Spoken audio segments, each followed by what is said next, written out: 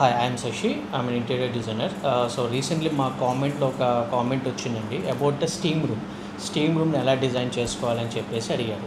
Steam room ఎలా design చేసుకోవాలంటే, for existing మీకు ఒక బాత్రూమ్ సైజ్ ఉందంటే షవర్ ఏరియాని డివైడ్ చేస్తారు. సో షవర్ ఏరియా ఏదైతే డివైడ్ చేస్తారో ఆ షవర్ ఏరియాలో మీకు ఎగ్జాస్ట్ ఫ్యాన్ కానీ వెంటిలేటర్ కానీ ఉండకూడదు. సో 3 సైడ్ అనేది వాల్స్ అనేది టైల్స్తో ప్యాక్ చేయాలి. సో ఒక సైడ్ వచ్చేసేమో మీకు గ్లాస్ ఉంటుంది.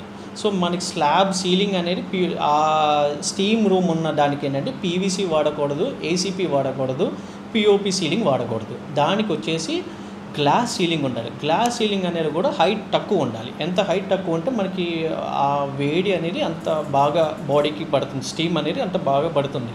సో ఏమవుతుందంటే మన పెట్టే సీలింగ్ అనేది గ్లాస్ సీలింగ్ ఏదైతే ఉంటుందో స్ట్రైట్ పెట్టకూడదు, లైక్ కొంచెం స్లోప్ పెట్టాలి. ఎందుకు స్లోప్ పెట్టాలంటే మనకి ఎవాపరేట్ అంతా వాటర్ అంతా వెళ్ళిపోయి సీలింగ్కి పడుతుంది. సో అది కొంచెం స్లోప్ ఇచ్చామనుకోండి, ఆ వాటర్ అంతా జారిపోయి ఒక పక్కకు పడతాయి. అదే స్ట్రైట్గా పెడితే ఏమైతే డ్రాప్స్గా కాసేపు చుక్కలుగా పడుతుంది.